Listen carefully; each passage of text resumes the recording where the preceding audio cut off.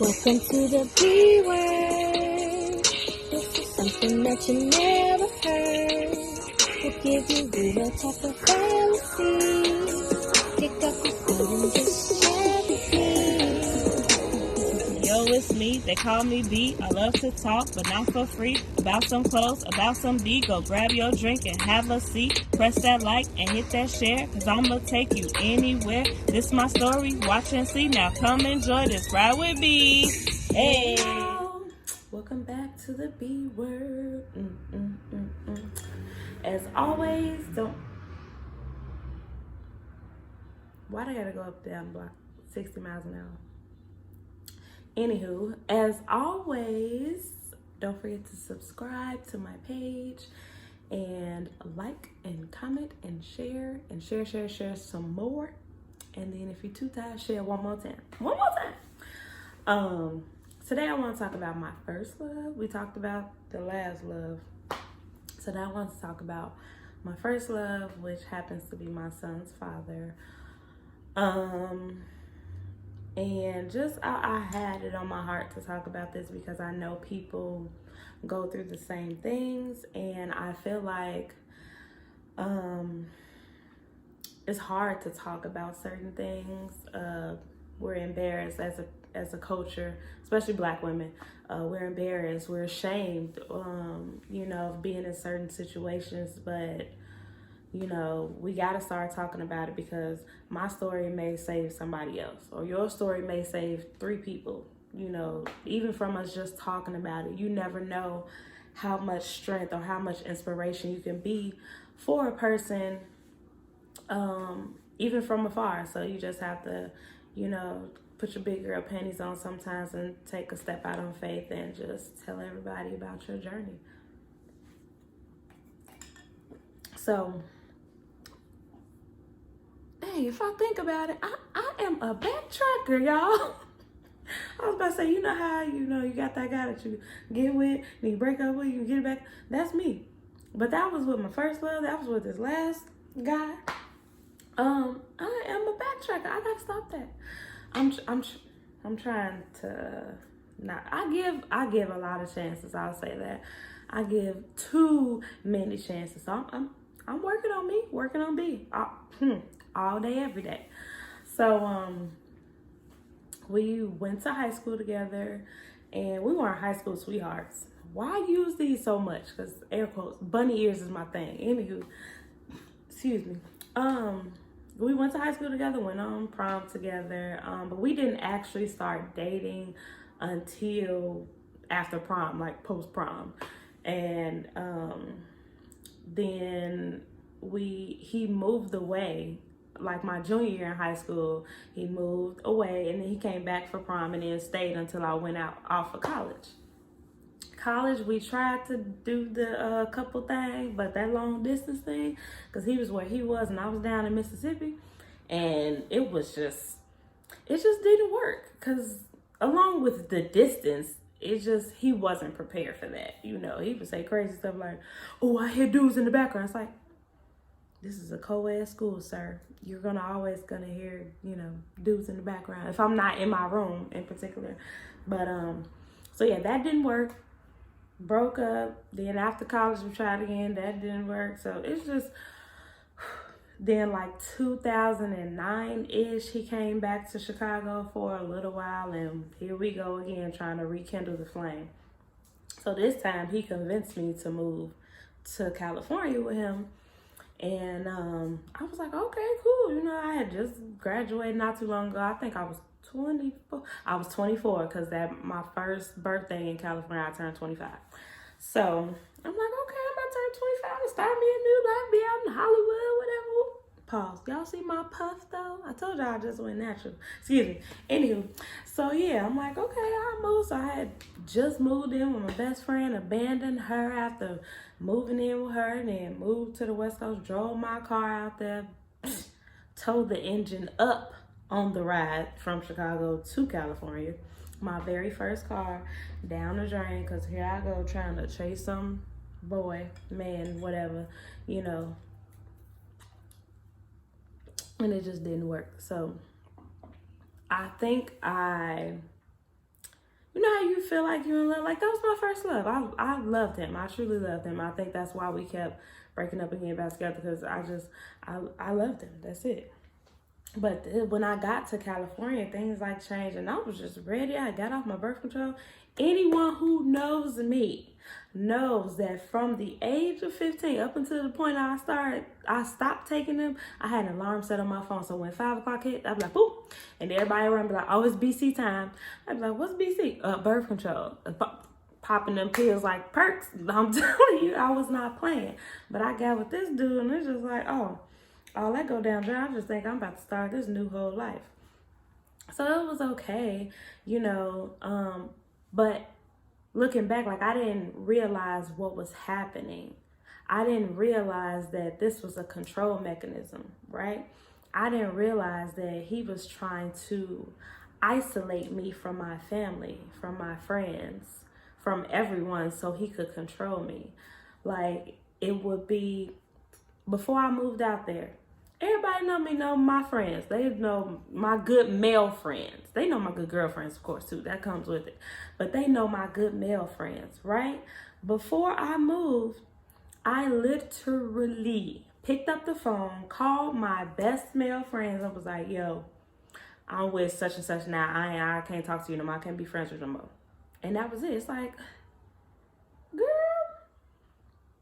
y'all know that song? You put a move on my heart back to me. He put a move on my heart. Because it's like, that is craziness. I'm here to tell you now, ladies, men, some of y'all too, whoever out there, if a person wants you to give up something that's so near and dear to you, such as your friends, it's a control mechanism. It's a sign. It's a red flag. And you need to get out of Dodge.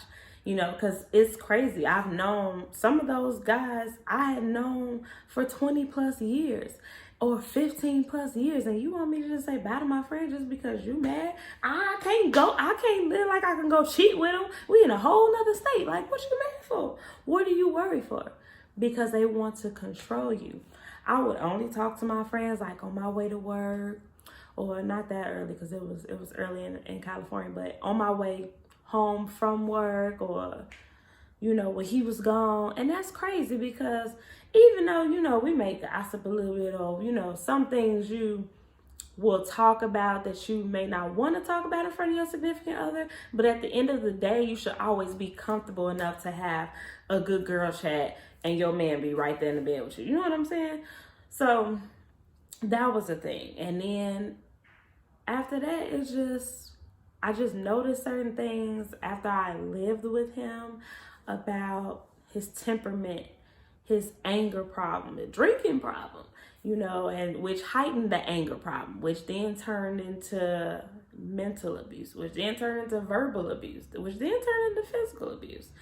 And, you know, I felt like I had made this big decision. I had put my big girl drawers on and was like, okay, forget everybody. Bye, y'all. I'm gone, you know, to move away. And it's like, a part of me is like, I don't want to go back home and, you know, I'll be like a failure to everybody.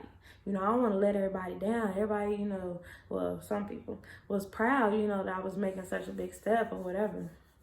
Even though I wasn't doing nothing. It wasn't like I went out there to be a dang screenwriter for Spike Lee or ABC or somebody. I was out there working at Macy's, not doing nothing, you know. So it was just crazy. And we have to love ourselves. We have to value ourselves. We have to be mindful of the signs. And it's not easy. It's really not easy. And let me just say to people who hear these stories, who have heard these stories, who will hear these stories, never tell a victim. Like, I can remember telling somebody this, and I've heard responses go like, ooh, that could never be me. Ooh, child, that couldn't be me. You don't know if it could be you. Because it could be. It could be any one of us. You never know what mental state you will be in, what health state you'll be in that type of situation. You just don't know. Or you don't know what type of mental state or health state that person was in. So how dare you? So never fix your lips to say, oh, well, that could never be me, or I would never be put in that situation, Because quite frankly, whether you could or not, they did. And you saying that to them is offensive. And that's hurtful to them as a victim. Because I don't care if it was 1 time, 5 times, 20 times. At that point, they're a victim. And I'm not saying that my ex, my son's father was some demon. It wasn't like he was Ike and I was Tina. I was rolling down the river and he put some stank on it. Whoo, what movie? That's a lie. Anyway, but one time is one too many. And I started to see different things and cheating came. It's just like, it was just all around a bad situation. And I had to really dig down deep in my soul and have a conversation with myself, have a conversation with God. And at the point where I looked in the mirror and I really could not recognize myself, it was scary. And I was like, girl, who are you? Like, I was just sad. I wasn't doing anything. Like, barely doing my hair. If folks that know me, like, I don't do hair, but I get my hair done. I don't mess with it myself. I've been trying to, do what I can do with this natural stuff, but I just, that wasn't me. And I can remember crying home to my parents, and I called them like, man, this ain't it. I don't know what's going on. And of all people, my dad texts me. He never texts me unless I get some mail at their house or something. I don't know. But he rarely texts me unless he got something real important to say or something. And he had just texted me. He said, just the simplest text. He said, you can always come home. And I was like, And I just started crying. I was in the parking lot of Macy's. I'll never forget. I was sitting in my car when I got that text, and I just started crying. And I just said, I said, I want to come home. I want to come home. And that was May of 2015 or 2014, one of them, 2014. And my dad got on the plane the next day, and he was like, well, I'll fly down there a week because I had bought another car. He flew to California and we drove back, me, him, and Titan.